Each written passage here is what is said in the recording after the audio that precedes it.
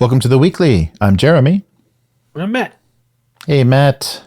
Hello. So Chris isn't here this week, but she may be back. You never know. We got the holidays. We got the cold and flu season. You never know.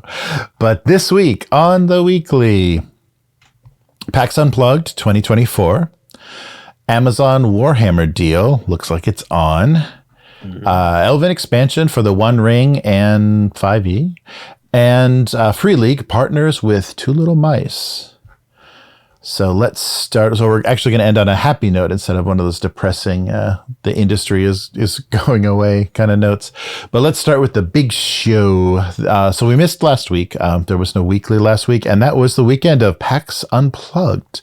So PAX Unplugged has now cemented their position as the second largest U.S. game show. Just by attendees, basically. I think they're looking at it that way. So it was held at the Pennsylvania Convention Center in Philadelphia over the past weekend.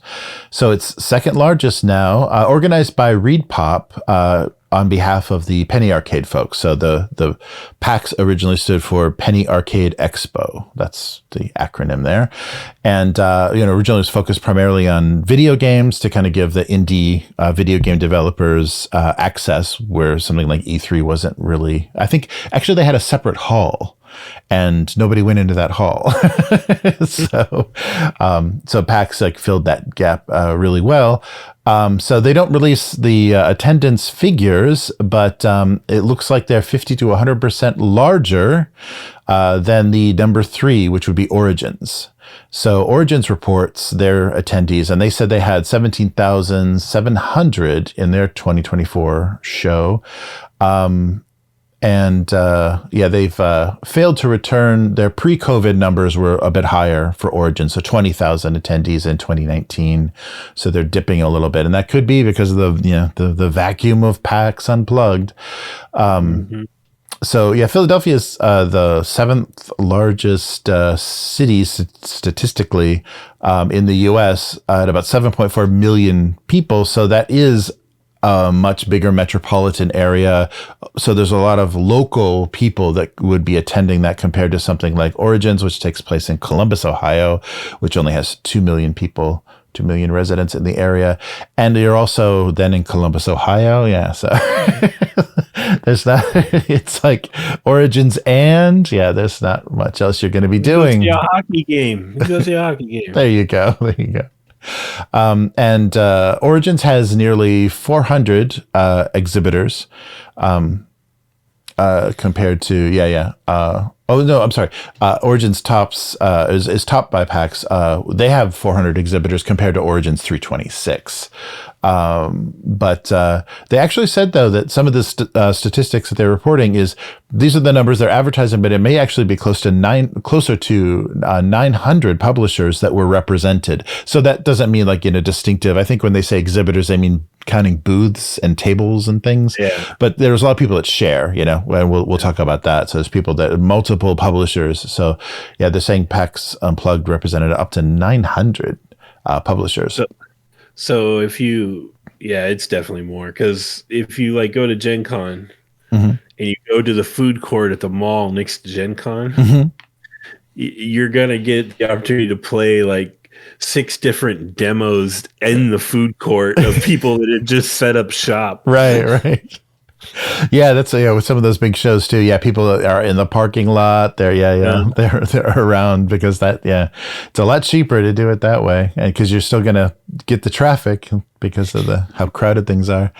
So I think Gen Con is having that trouble too, probably for smaller exhibitors, is the floor is just maxed out. There's no more space. They can't add any more tables.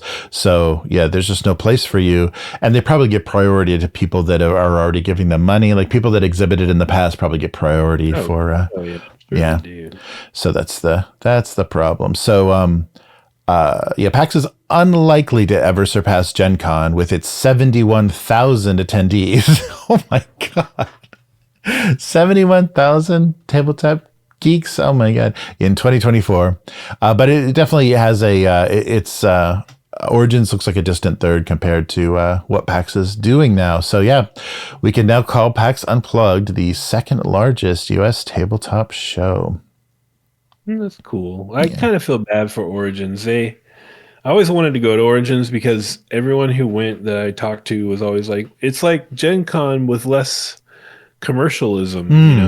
There's more people here just to play a game. Right. And I was like, oh, that sounds cool. And you just don't get as big a draw with that approach. Right. Well, but that's the thing too, that I think PAX Unplugged has to be careful of, is if they get attractive enough that people are going to want to do the big companies like Asmodee and, Come On and everything, they want to do both shows, it is going to turn into a very commercial show. And so the same thing's going to happen, is the little guys are going to get crowded out, and the prices and stuff, for exhibiting are probably going to get a little bit unreasonable, because there were two shows that I did pretty regularly for my comics in California.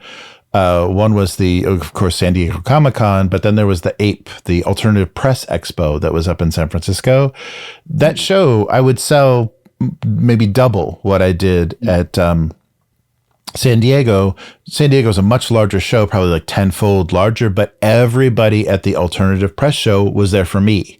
At San Diego Comic-Con, less than probably 1% are even interested in what I'm doing there. So, it makes a big difference. So yeah, something like Origins will always like have a place, because people don't want to, they want to play some chit-based historical, recreation game, and that's, may lose its place at Gen Con. Yeah. So we'll see. We'll see how things progress, and then we'll see if they do what they do with the video games, and they do a West Coast and an East Coast Unplugged, and then they'll do a Central Unplugged, and then South American Unplugged. You never know. So let's talk about a big company that is. It's doing better than it's ever done, but they're kind of possibly at a turning point. So that company, of course, would be Games Workshop. So there was a business article, I think, on a British finance site, that the article was, Games Workshop is entering a treacherous world with the Warhammer Amazon deal. So there were some questions. I think Henry Cavill kind of cleared things up when he posted on his social media that it looks like they've kind of come to terms, and that was something that we'd reported on, that they still hadn't settled on if Games Workshop was going to give Amazon the exclusive rights, and they had some creative issues they were mulling over, and I think they wanted to show each other some numbers behind the scenes and some back end of how things work before they really went into it. So yeah, after 2 years of deliberation, we've been talking about this deal for 2 years. Oh my God. 40K, or the owners, Games Workshop, have finally formally granted Amazon exclusive rights to adapt their intellectual property into both film and TV content, which just basically means streaming. I don't think Amazon's going to be at your local movie theater with any big releases, but unless it really blows up, then they might do a movie. Right.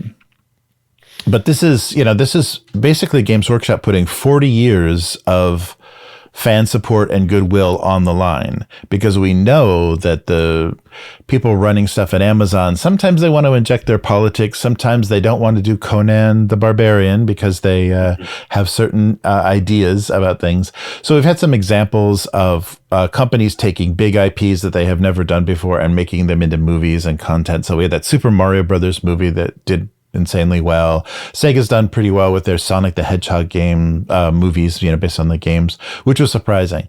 But Amazon has also had the Rings of Power. Wheel of Time. Wheel of Time. Yes. So they've had they've had The Boys and Fallout, which have been much more watchable. Way better. Yeah, HBO really fumbled the Halo show. That was a joke. So we'll have to see. Who's involved. But the thing that everybody has a lot of confidence in is that Henry Cavill is not only going to be acting, but he's also going to be executive producing. So hopefully he'll be able to wield a little bit more influence and not let them, just kind of mess around with things. Just to, I don't know, if they get some idea about what they want the show to be, and then they try to cram, Warhammer 40K into some weird pigeonhole, or weird kind of like a square peg into this round Amazon hole. It might be pretty ugly. And if his social media is to be believed, he's pretty happy with the deal, it sounds like. Which, if everything we're being told about Henry Cavill is true about his fandom and everything, and how it literally his adherence to the lore is what ruined, why he walked away from Witcher, that makes me feel hopeful. Yeah, definitely. The second part of that is the Games Workshop executives should have immediately in their meetings pointed at like the Rings of Power and be like, don't do that. Right. Yeah. Whatever you do, not that. Yes. Yeah. So they were asking some opinions from Dan. Must be a very British news source, because it's Dan Coatsworth, an investment analyst at AJ Bell. He was quoted as, when he's talking about this deal, as saying, first, it should offer a stream of licensing revenue with very little additional cost borne by Games Workshop. So that's the beautiful thing about licensing. As long as the licensee doesn't screw anything up and you have some say about it, there's no overhead. You're just it's all money, very little effort, and a lot of fees. And then second, it will showcase Games Workshop and its products, which could win over new fans. And that was the thing. They've actually, Games Workshop has been trying to cater to a little bit out of their traditional demographic in some of the, what they're doing with the game and the lore and everything. And I think it might be working, because I was at Warhammer a couple of weeks ago. I was at a Warhammer store. There were two, maybe in their 30s, maybe early 40s, Japanese women setting up their armies in a Warhammer shop. And I was like, okay, I have not ever seen that. So, that's awesome. Yeah, so they're obviously making the game more open, like it's not such a boys' club and not intimidating or not unappealing, in its setting. So that was very interesting to see. Yeah, they're on the precipice of a really weird phenomenon where they're gonna get a ton of fans of the lore who may not ever get into the gaming side of it at all. Yeah. So that's going to be an interesting split. No, that's true. Yeah. And previously they've done some licensing. It's been video games and comic books. They've had some really good video game successes. The Space Marine series is awesome, but they've also had a lot of dogs and some mobile game, nonsense that's, basically just reskinned. You just, established games that they just reskinned with Warhammer. But Total Warhammer has done well for their fantasy franchise, and then Space Marine, I think, is keeping people happy with 40K. But we'll see. But that's another situation where they don't make all the money, but they don't have any of the effort or any of the risk. So licensing is pretty exciting for them. So we'll see. We'll see how this goes. Yeah, so the analyst is also saying that the deal itself could be very lucrative, referring to the Amazon deal, but it also sends a message to the world that Games Workshop is open to other partnerships if the treatment of its IP is handled correctly. So this could be the beginning of a huge expansion for them, because recently they kind of hit a threshold in their kind of financial growth. They had a 42% year-to-date rally, which put them in the FTSE 100 blue chip index, which means that they will be included in passive investment portfolios and things now, because they're doing successful enough. So passive investors may include Games Workshop in their portfolios. So that's going to mean they have even more money. It's just going to be more and more shareholders, more and more financial support. But I'm sorry. Oh, no, go ahead. Just a good segue to your interview, and I guess you're gonna post the extras on Patreon. Yes, yeah, there'll be on the RSS feed for Patreon. Yeah, the Trevor Duvall audio. Yep. one of the stories Trevor tells is directly related to Games Workshop, and it's a great story. Yeah, definitely. Yeah, and it'll show you a little bit, behind the scenes, like what they were trying to do that they never quite figured out how to do. So that's great.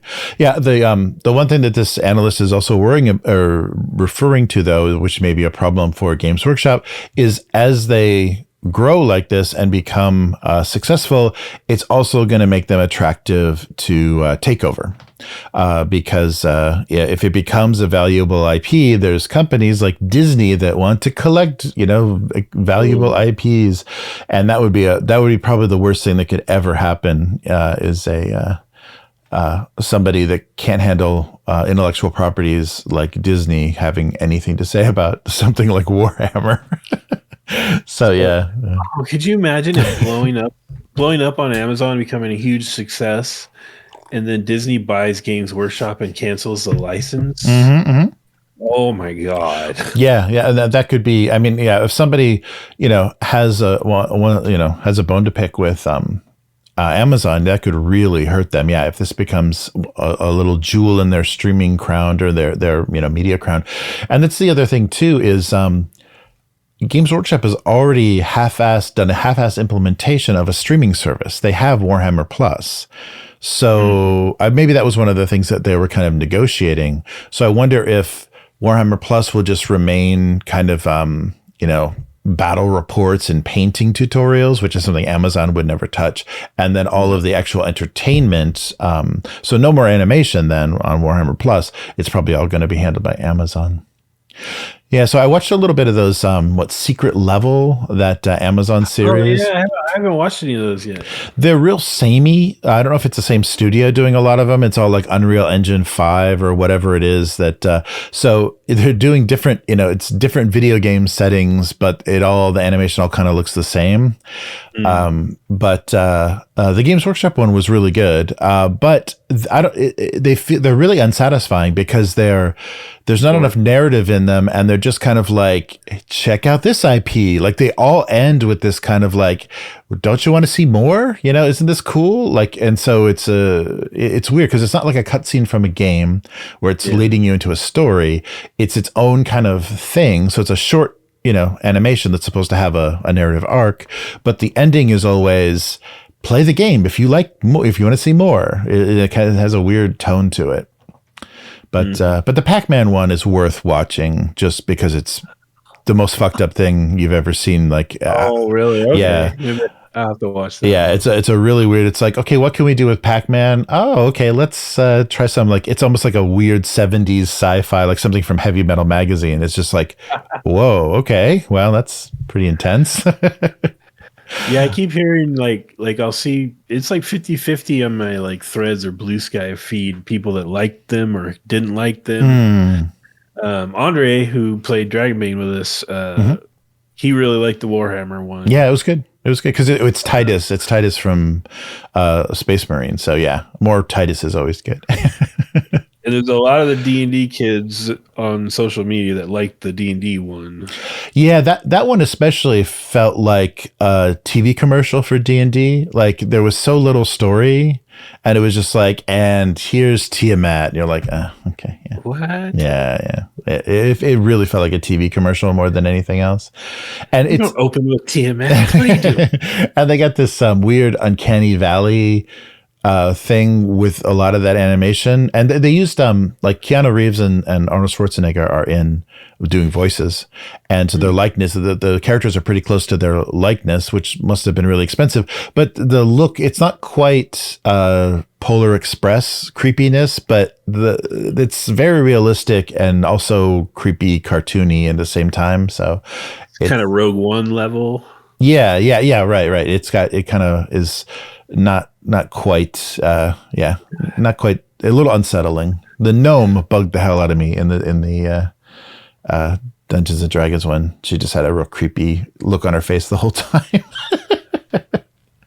But so if you already have Amazon Prime, definitely check those out in the US and see what you think. And it's funny, I think they're releasing them in like seasons or batches or whatever. So they're going to be releasing stuff that they did for games that don't exist anymore. So that'll be funny. Concord, that Sony hero shooter kind of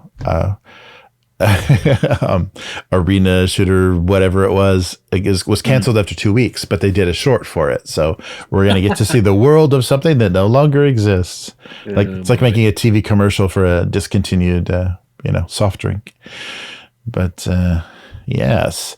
So let's talk about some more newness. Free League announced, and they're real early. This is really early on. But they announced, and I'm sorry, Abyss. Abyss is already in therapy, I think, for all the elf stuff we mentioned on this on this show. But there are 2 Elven expansions coming out by Free League for the One Ring and also for their 5e Lord of the Rings roleplay game. And they titled them differently, so they're very easily distinguishable. I think they're doing a really good job with that, because that could be very confusing. If everything was named identically, you could actually pick up the wrong book if you overlooked it, the little subtitle of what system it was for. So for each setting, they name the expansions and the books differently. And of course, they have a different art direction and stuff. So 5e will bring you, let's see, where are these? The One Ring, the expansion is called The Realm of the Three Rings, and they kind of go into the little the 3 rings for the Elven kings, right? Our Sky Ring, our Water Ring, and our Fire Ring. And the one for 5e, the Lord of the Rings, is Keepers of the Elven-rings. And so both expansions are largely the same. And the little blurb from the book: in the twilight of the Third Age, 3 realms of the West Elves still endure in the Middle Earth. In Middle Earth, by the power of the 3 rings, they exist as a testament to a time that was. But not only the elves remember. As Sauron gathers his strength to bring war to Middle Earth once again, he plans a devious vengeance against those who humbled him long ago. And of course, the Free League books are always gorgeous. The One Ring stuff, especially, I really love. Like the paper quality, the illustration, how they just handle all the finishes are really nice. So, what will these books include? So, basically, the same content, just different mechanics. You get a write up of the realms of Lórien, Rivendell, and Lindon. The dark designs of the Dark Lord, so you'll learn what Sauron is doing and what he's scheming against the elves. So new events, enemies, and NPCs. New landmarks. These books live and die by their fantastic landmarks, so 12 sites of interest. The rules of lordship. So fitting for Middle Earth, you can create and play as High Elves. I'm sorry, Abyss. It's it's going to happen. Somebody's going to be a High Elf. And then... so you can pre-order and so basically the all the content to add elves and elf theming, because you already had all kinds of hobbits. Similar to what they've done with previous books, pre-orders are open now. All pre-orders give you immediate access to the PDF, full PDF with everything, and that means that April 22nd, you'll get your hands on the physical book. The recommended retail is $39.99 US for each book. And so you'll see them in spring, but if you pre-order them now, you can start using them now if you don't mind it only being digital. But I played the Free League version of the One Ring one time. Mm-hmm. And it was like we played it just long enough. I was like, this is pretty cool. And then the guy that was running it never ran it again. Oh no. Like, that sucks.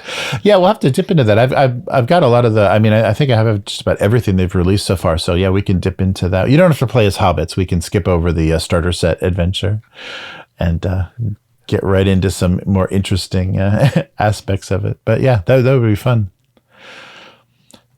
Very cool. All right, and more Free League news. So this was the news that came out of PAX Unplugged, and it was a big surprise. I hope this is good. It sounds good. And I think, if Stockholm Cartel is any example of this is probably a good move.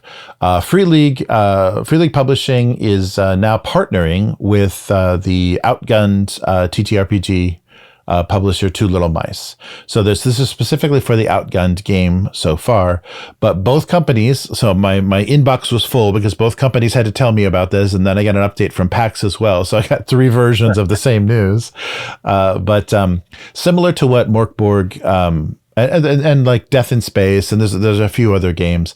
And the funny thing is, this is what Free League first did with Modifius. So early days of the podcast, I got corrected by Free League in the comment section where they're like, yeah, this is not a Modifius game. This is a Free League game. They're just distributing it for us.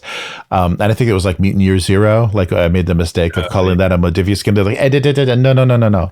But now Free League has grown, successful enough that they're in the position that Modifius was at that time of being distributors and having a bigger reach than some of the smaller developers, smaller game studios.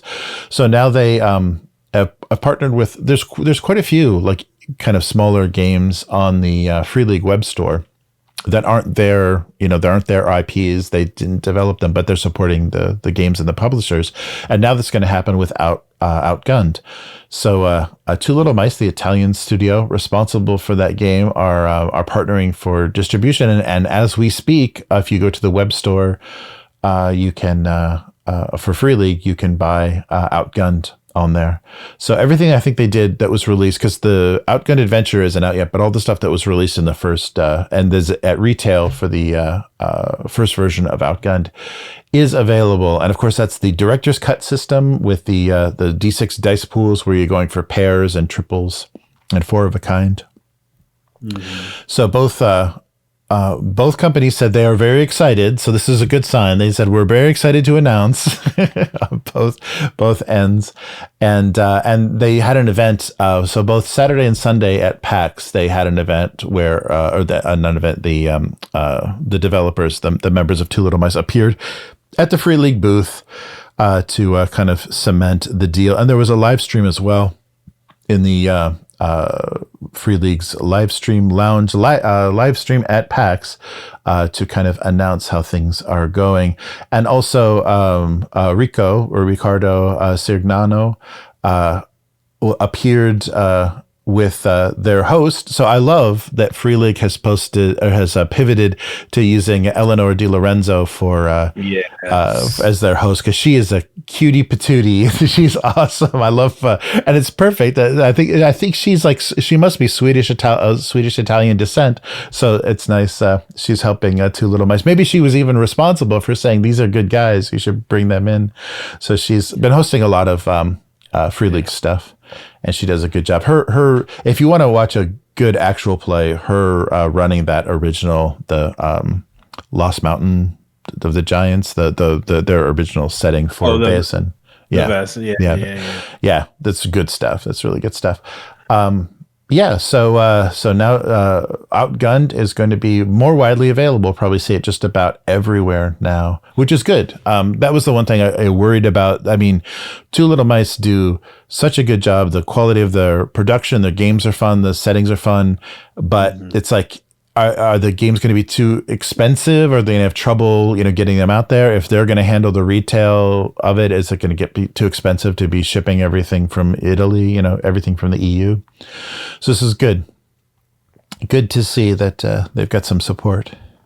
Yeah, and they the two systems, like the house systems, they're different, but there's similarities. They're D6 dice pools based on an attribute and a skill. Right. It's obviously different how you evaluate your successes, but you also have conditions in both, when you for being injured or whatever.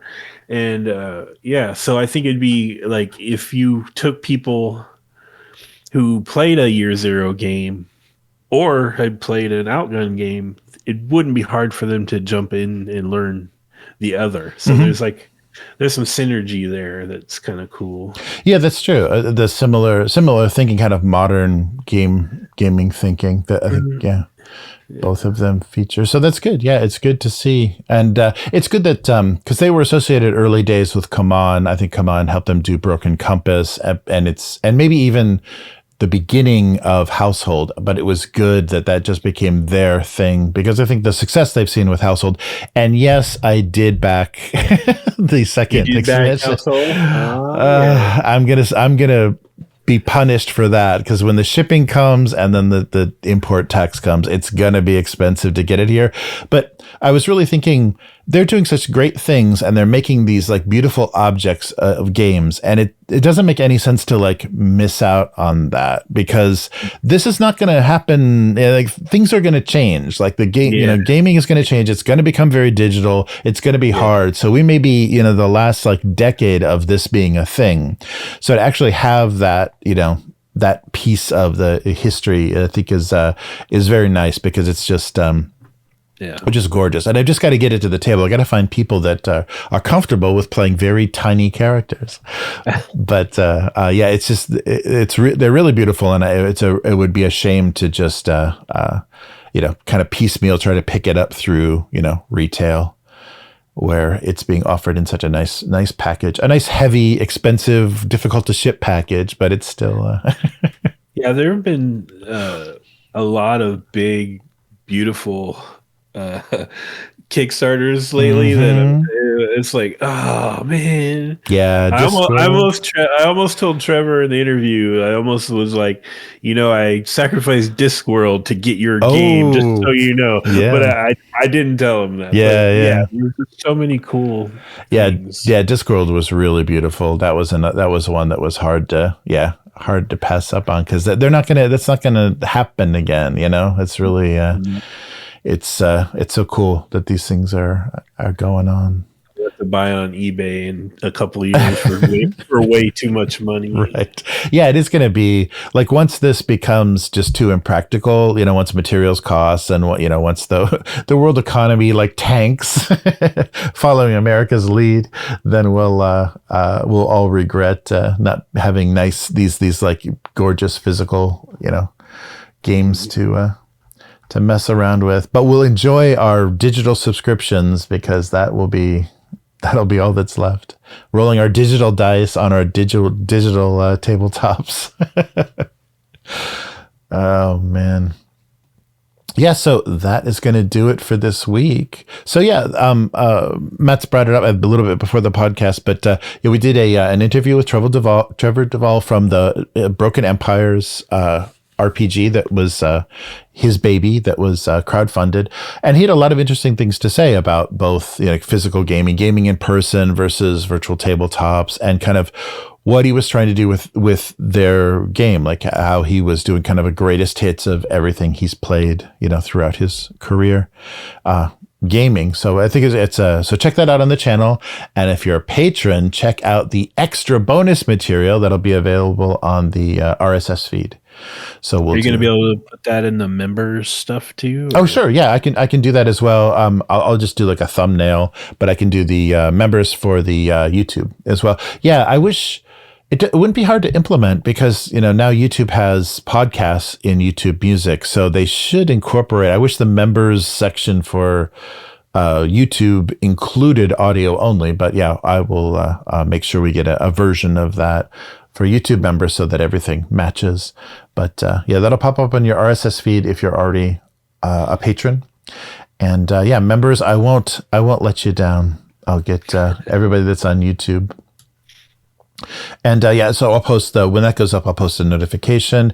And like you mentioned before, we won't be gaming live. There won't be any actual play this week, but Matt will be actually playing in kind of a time-delayed, previously recorded to tape, not in front of a live studio audience, a version of his solo play of Cyborg.